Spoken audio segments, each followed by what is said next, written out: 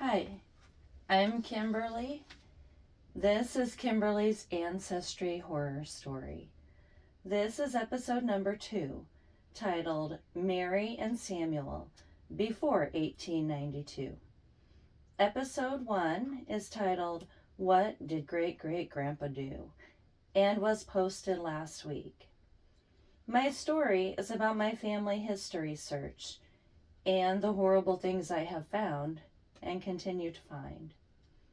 In episode 1, I told about finding my paternal great-great-grandma and grandpa's names, Mary Cummings Van Hook and Samuel Van Hook. The first thing I found out about them was from a newspaper article dated 1892 telling about great-great-grandpa murdering great-great-grandma and one of their daughters. Samuel was judged insane and taken to a mental asylum, leaving behind 4 children, one of them being my great-grandma Florence. I have been searching for more information. 1892 was a long time ago, and I'm not finding a lot. Nonetheless, it still holds shocking discoveries. Instead of immediately moving forward to see what that horrible day did to the survivors, I decided to go back from 1892 first. Where did Mary and Samuel come from? Are there any other recorded traumatic events? It is March in Iowa right now. I will head to Manchester and to the Independence Asylum when spring arrives in a couple weeks. But again, it didn't take me long to find a shocking discovery online. I will start with great-great-grandma Mary Cummings Van Hook. She was born in 1857 in Nebraska to David Cummings and Margaret Bowers Cummings. Different records list different birth years. The 1880 census says her birth year was about 1848, while living in Maquoketa, Iowa, with her husband Samuel and mother-in-law Julia. She 32, Samuel 37, and Julia 69. The 1885 census lists her birth year as 1859, living in Nebraska at the age of 26. Others in the house are listed as Samuel, aged 43, Lulu, aged 5, a daughter, Florence, aged 4, a daughter, and Arthur, 10 months old son. So 3 children at this point: Lulu, Arthur, and Florence. I'm going to go with her birth year as 1857. Otherwise, her mother Margaret would have been 9 years old at her birth, and I don't think that's right. I also found that she may be buried at Rowley Cemetery, but no grave picture is shown. That record lists her birth year as 1857. At least a clue where to find her grave, and hopefully the 3-year-old is with her. Checking into other online information, I found the name Alice. Born 1889, died 1892. Alice. The 3-year-old bludgeoned with the pistol. Rest in peace, little Alice.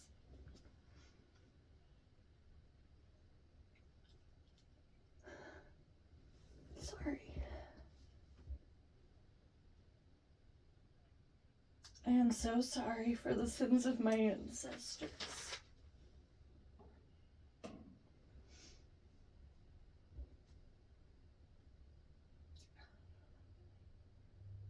Oh, I'm sorry.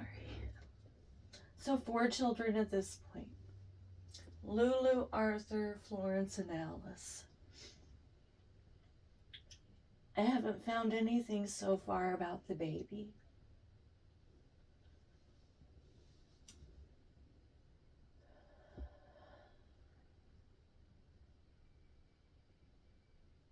Great-great-grandma's birth year changed or the kids' names weren't the shocking discoveries. That came while checking into great-great-grandpa Samuel. I looked at who his parents were and had another what the hell moment. Samuel was born in 1841 in New Jersey to Judith Julia Grace Van Hook and James Lawrence Van Hook. Great-great-great-grandma Julia was 31 years old. Great-great-great-grandpa James Lawrence was 86. Yes, there it is. 86. What the hell? I did more searching, hoping to find that to be a mistake. I only found more to prove it to be true. I found the will of Dr. Lawrence Van Hook, who died in 1853 at the age of 99. So I printed out the will of Dr. Lawrence Van Hook. I, James L. Van Hook, of the county of Jackson, in the state of Iowa, do make and publish this, my last will and testament, in manner and form following, that is to say. First, it is my will that my funeral expenses and all my just debts be fully paid. Second, I give, devise, and bequeath to my beloved wife, Julia Van Hook, 1 cow, and all the household furniture not particularly named and otherwise disposed of in this will. Third, I give and devise to my 3 sons, to wit, Josiah T. Van Hook, William H. Van Hook, and Samuel M. Van Hook, the farm or tract of land on which we now reside, situate in the county of Jackson and state of Iowa, containing about 60 acres more or less, and to their heirs and assigns forever. They being accountable to pay out of said tract or homestead to my 2 daughters, Carolyn R. Van Hook and Elizabeth R. Henderson, the amount bequeathed to them in the following part of this will. Fourth, I give and devise to my daughter Carolyn H. Van Hook $30 to be paid when she arrives at the age of 18 years by my 3 sons, Josiah T. Van Hook, William H. Van Hook, and Samuel M. Van Hook, which sum of $30 is to be a lien on the farm or homestead until paid. Fifth, I give and devise to my daughter, Elizabeth R. Henderson, $50 to be paid by my 3 sons, Joseph P. Van Hook, William H. Van Hook, and Samuel M. Van Hook, within 1 year after letters of administration are granted on my estate, which sum is to be a lien on said farm or homestead until paid.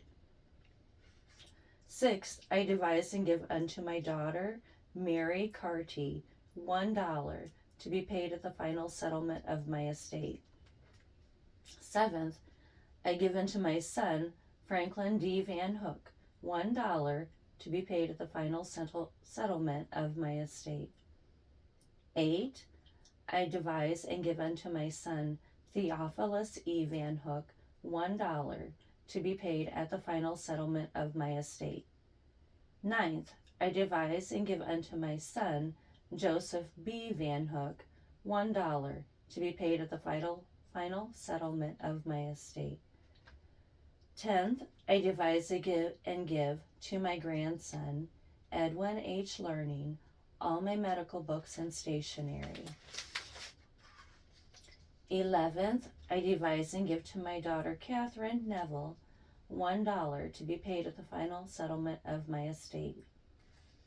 And lastly, I hereby constitute and appoint Daniel Whitmore and Quincy Day to be my executors and administrators to this, my last will and testament, revoking and annulling all former wills by me made and ratifying this and no other to be my last will and testament.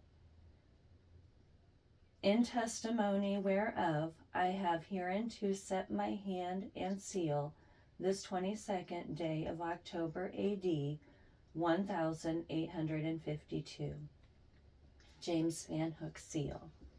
Signed, published, and delivered by the above named James L. Van Hook for his last will and testament, in presence of us who at his request have signed as witnesses to the same, Daniel Whitmore, George W. Fulte, and Rate Fulte as witnesses. And that was in the state of Iowa in Jackson County. So Julia got a cow and the furniture. Let her live there, lose the furniture, I guess. Great-great-grandpa Samuel would have been about 12 when his father died, and he got a third of 60 acres. It looks as if great-great-great-grandpa Dr. Van Hook had several children. There seems to be many things to be found about this man. He is buried at Andrews Cemetery in Maquoketa. And I printed out the information regarding his cemetery plot. And it says Captain Lawrence Van Hook, birth 1755, Freehold, Monmouth County, New Jersey, USA. Death 1854, aged 98 to 99, Jackson County, Iowa, USA. Burial, Andrews Cemetery, Andrew, Jackson County, Iowa, USA. And it says about him, Lawrence Van Hook is the only Revolutionary War veteran buried in Jackson County, Iowa, and one of a very few buried in the state of Iowa. Van Hook served as a captain of the 1st Battalion of the New Jersey Militia. He was named a first lieutenant after being in the militia only 9 days. After the Revolutionary War, he practiced medicine in Philadelphia until 1845, when he moved to an area northeast of Maquoketa, Iowa. Van Hook died in 1854 at the age of 99. Two of Mr. Van Hook's sons, William and Samuel, fought in the Civil War. William is buried beside his father. Okay, all well and good, I guess. My, what the hell.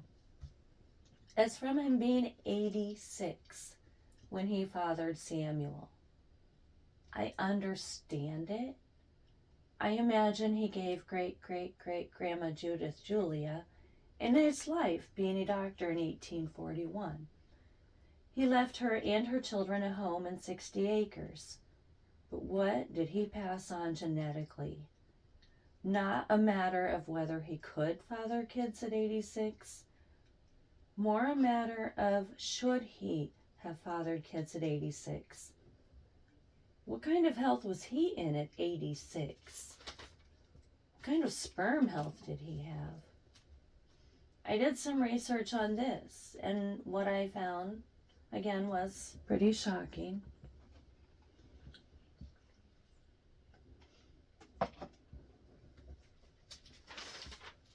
I found some articles in some newspapers, news magazines.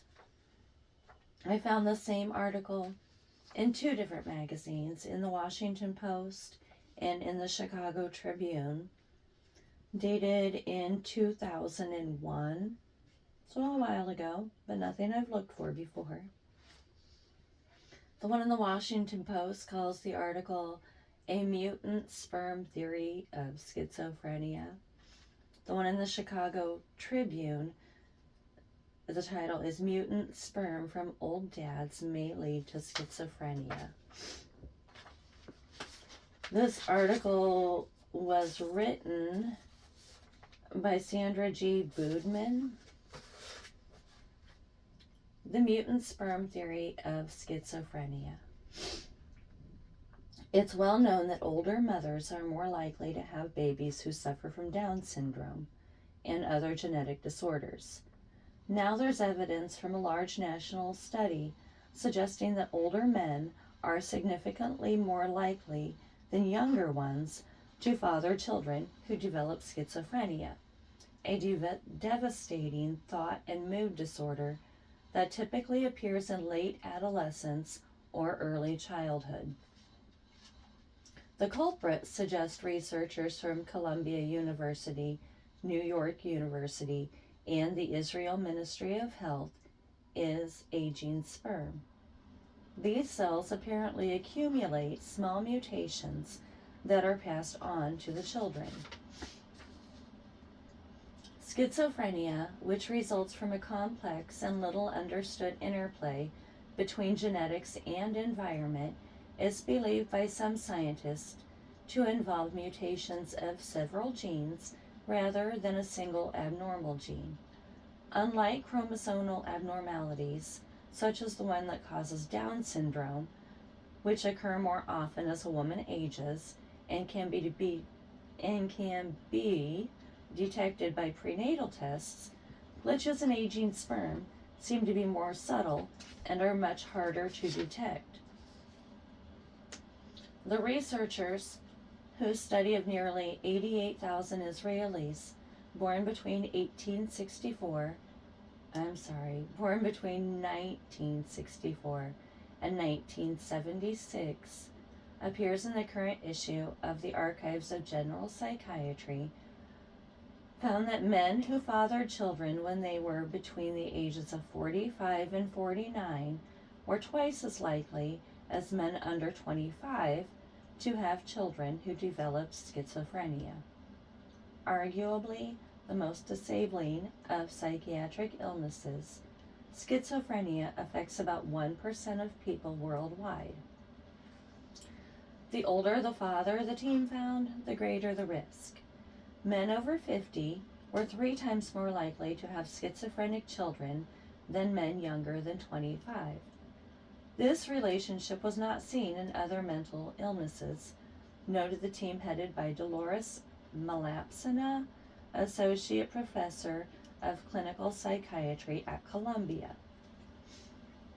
The study, which was funded by the National Institute of Mental Health, is the first to link paternal age to a psychiatric illness, researchers said.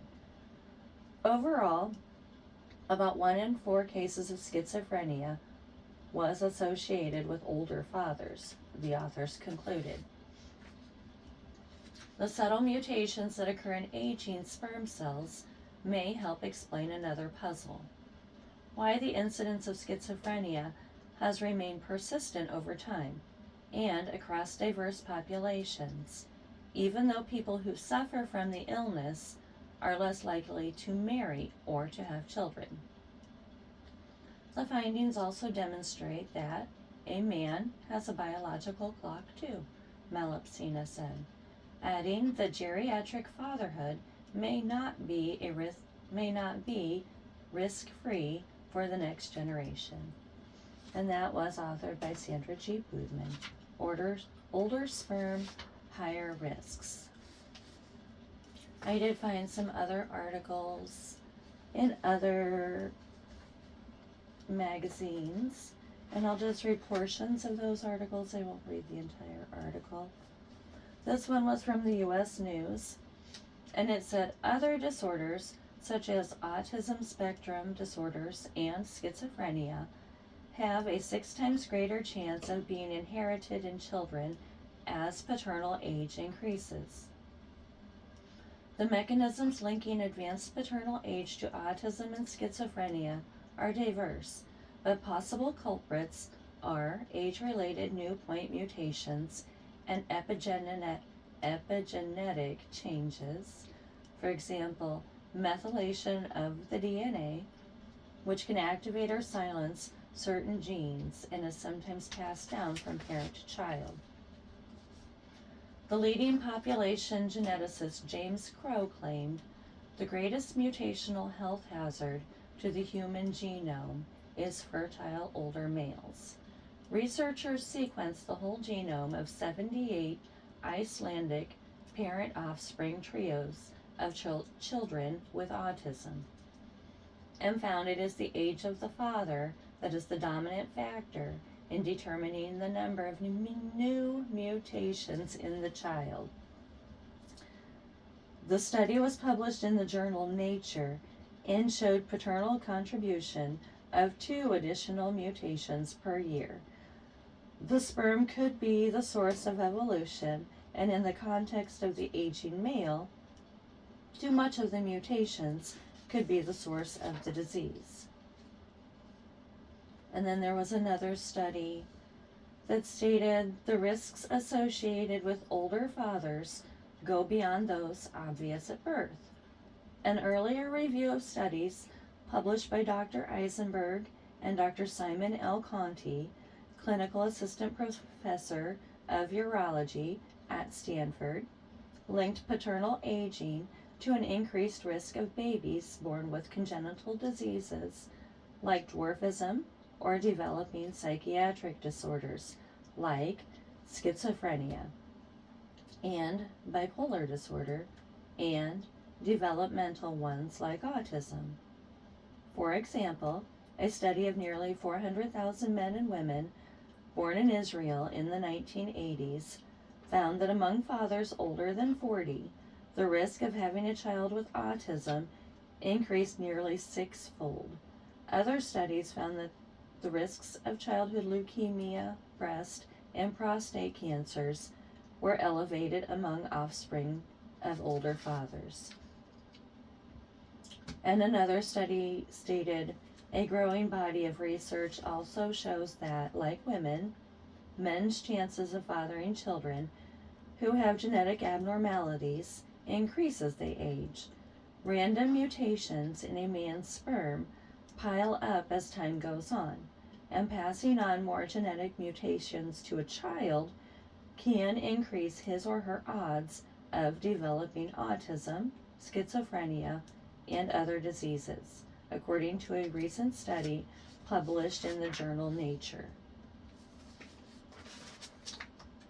Mutated sperm does make some sense. Maybe great-great-grandpa Samuel's DNA was a mess of mutated genes.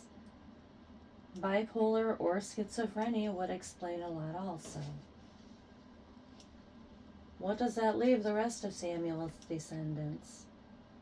Do we live lives full of mutated genes holding diseases? Sounds like a curse. I was really hoping to not find anything unusual when I chose to look back from 1892. Hoping this was a random act of violence due to disease or alcohol use. Insanity can have many causes. Syphilis, brain cancer, alcohol, drugs. If it's genetic, then help us all. My next episode will move on to what more I can find online regarding the family before 1892 and on, before I go out and about in a couple weeks. I do know at this point that Florence wasn't the only child to have spent time in an asylum. I have found record of Arthur also being committed at some point. Thanks for watching Kimberly's Ancestry Horror Story. Please like, subscribe, comment, and watch episode 3 next week. Peace.